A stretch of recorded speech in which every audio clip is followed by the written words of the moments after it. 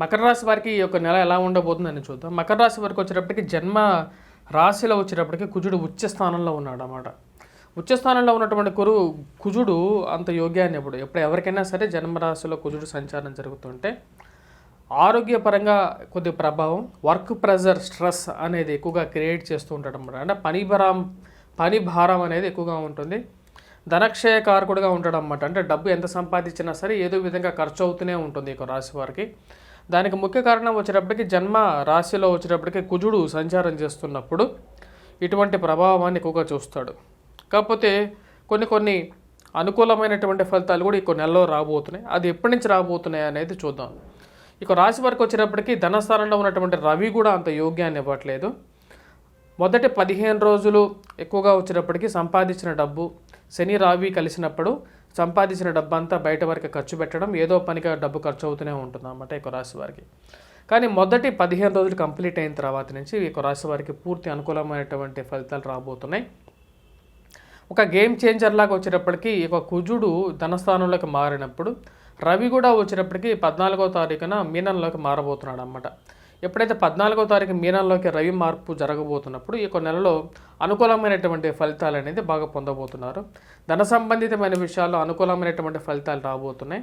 ఉద్యోగ ప్రయత్న సంబంధితమైన విషయాలు, ఇంక్రిమెంట్స్, ప్రమోషన్స్ గురించి ఒక మంచి అనుకూలమైనటువంటి వార్త వినటం, దూరం నుంచి మీకు ఎప్పటి నుంచి ఎవరి దగ్గర నుంచి మీరు ఎక్స్పెక్ట్ చేయాలనుకుంటున్నటువంటి రిజల్ట్ ఏదైతే ఉందో లేకపోతే వాళ్ళ దగ్గర నుంచి సహాయం గురించి మీరు ప్రయత్నాలు చేస్తున్నారో అటువంటి ఒక స్థానం నుంచి మీకు ఒక మంచి సానుకూలమైనటువంటి ఒక న్యూస్ రావటం, దాని ద్వారా పేరు ప్రఖ్యాతులు అనేది మార్చి 15వ తారీఖు ద్వారా మీరు పొందబోతున్నారు.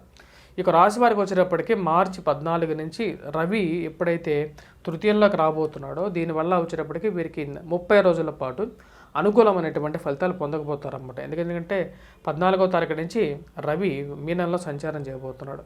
మీనంలో సంచారం చేయబోతున్నటువంటి రవి ఈ రాశి వారికి వచ్చేటప్పటికి మార్చి 14 నుంచి ఏప్రిల్ 14 వరకు మీనంలోనే కొనసాగుతాడు అన్నమాట.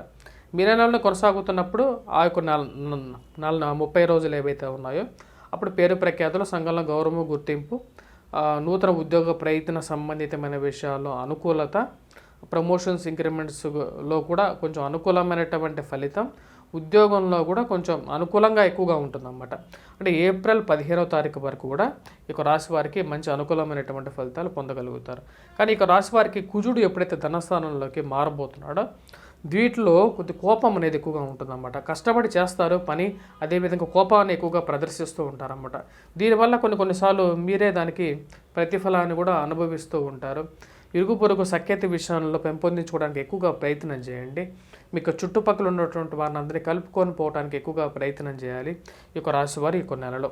అదేవిధంగా కుటుంబంలో సాధికారత, అదే కుటుంబంలో మీకు అనుకూలమైనటువంటి ఫలితాన్ని మీకు అందరూ మిమ్మల్ని ఇష్టపడే విధంగా మార్చుకోవడానికి ఎక్కువగా ప్రయత్నం చేయాల్సినటువంటి ముఖ్యమైన సూచనగా చెప్పడం జరుగుతుందన్నమాట. అదేవిధంగా ఇన్వెస్ట్మెంట్స్ విషయంలో ఈ నెలలో కొద్ది జాగ్రత్తగా ఉండాలి. ఏదైనా ఇన్వెస్ట్మెంట్ చేయాలనుకున్నా సరే ఈ 15 రోజుల తర్వాత, అంటే 15వ తారీఖు తర్వాత, మార్చిలో రాబోతున్నటువంటి 15వ తారీఖు తర్వాత చేసినట్లయితే ఎక్కువగా అనుకూలమైనటువంటి ఫలితాలు పొందగలుగుతారు అన్నమాట. ఉద్యోగస్తులకి, వ్యాపారస్తులకి 15వ తారీఖు తర్వాత అనుకూలంగా ఉందన్నమాట. మార్చి మొదటి 15 రోజులు అనుకూలంగా లేదు. మార్చి 15వ తారీఖు తర్వాత ఎప్పుడైతే రవి మంచి స్థానంలోకి రాబోతున్నాడో అప్పటి నుంచి కొంచెం అనుకూలమైనటువంటి ఫలితాలు ఎక్కువగా పొందబోతారు. చతుర్థంలో ఉన్నటువంటి గురువు యోగ్యాన్ని ఇవ్వట్లేదు అనేది నిజం.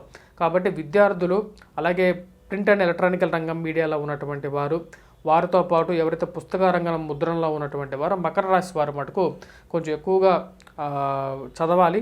ముఖ్యంగా చెప్పాలంటే విద్యార్థులు ఎక్కువగా చదవాలి. మిగతా వాళ్ళు కొద్దిగా గురుగ్రహ అనుకూలత కోసం గురుగ్రహ శ్లోకాన్ని, గురుగ్రహ కవచాన్ని పఠించాలన్నమాట. ఎందుకంటే గురువు మంచి స్థానంలో లేడు. చతుర్థంలో ఉన్నటువంటి గురువు అంత యోగ్యాన్ని ఇవ్వట్లేదు. అదేవిధంగా ఏలినటి శని ప్రభావం కూడా వీరి మీద ఎక్కువగా ఉంది కాబట్టి డబ్బు అనేది ఎక్కువ ఖర్చు అవుతుంటుంది.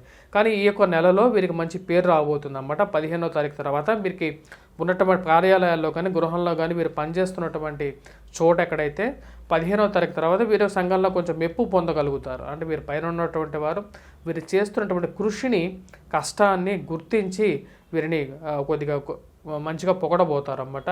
మరి అదేవిధంగా రాహు యొక్క అనుకూలత అనేది కూడా వీరికి బాగా కలిసి వచ్చే విధంగా ఉంది. రాజకీయ అనుకూలత కోసం, రాజకీయం కోసం మీరు ఎదగాలని చెప్పి మీరు చేసేటువంటి ప్రయత్నాల్లో కొంచెం అనుకూలత అనేది కూడా మీకు మార్చి 15వ తారీఖు నుంచి వారి యొక్క ఫలాలు అనేవి కొద్దిగా అనుభవించడానికి, అనుసరించడానికి అనుకూలంగా మారే విధంగా కూడా ఉందన్నమాట. ఇక రాశి వారికి విద్యార్థులకి కొంచెం ప్రతికూలమైనటువంటి ఫలితాలుగానే చెప్పచ్చు. విద్యార్థులు కూడా 15వ తారీఖు నుంచి విజయాన్ని పొందడానికి సానుకూలమైనటువంటి ఫలితాలు పొందగలుగుతారు. కాకపోతే కొంచెం గురుగ్రహ అనుకూలత లేదు కాబట్టి కొంచెం ప్రతికూలంగా, కొంచెం మిశ్రమంగా ఉంటుందన్నమాట. కాబట్టి వీరు చేయాల్సినటువంటిది సరస్వతి కవచాన్ని పఠించడం, సరస్వతి శ్లోకాన్ని పఠించడం, అదేవిధంగా గురుగ్రహ అనుకూలత కోసం వీరు గురువారం పూట దత్తాత్రేయ స్వామిని కానీ, సాయిబాబాని కానీ గుడికి వెళ్ళి బూందీతో చేసినటువంటి లడ్డూను, అంటే ఎల్లో కలర్గా ఉన్నటువంటి లడ్డూను అక్కడ పిల్లటువంటి పిల్లవాళ్ళకి మీరు పంచిపెట్టినట్లయితే, ఎవరైతే చదువుకుంటున్నారో ఆ విద్యార్థులకి పంచిపెట్టాలన్నమాట. ఇది అప్పుడు మీకు కొంచెం అనుకూలమైనటువంటి ఫలితాలు పొందగలుగుతారు. కొద్దిగా ఎక్కువగా కాన్సన్ట్రేట్ చేసి చదవాలి, అప్పుడు అనుకూలమైనటువంటి విజయాన్ని పొందగలుగుతారు. రాబోతున్నటువంటి పరీక్షా సీజన్లో ఎక్కువగా కాన్సన్ట్రేట్ చేసి చదవాలి. సరస్వతి శ్లోక పఠనాన్ని పఠించినట్లయితే కూడా మంచి అనుకూలమైనటువంటి ఫలితాలు కూడా పొందగలుగుతారు. Please do subscribe and share.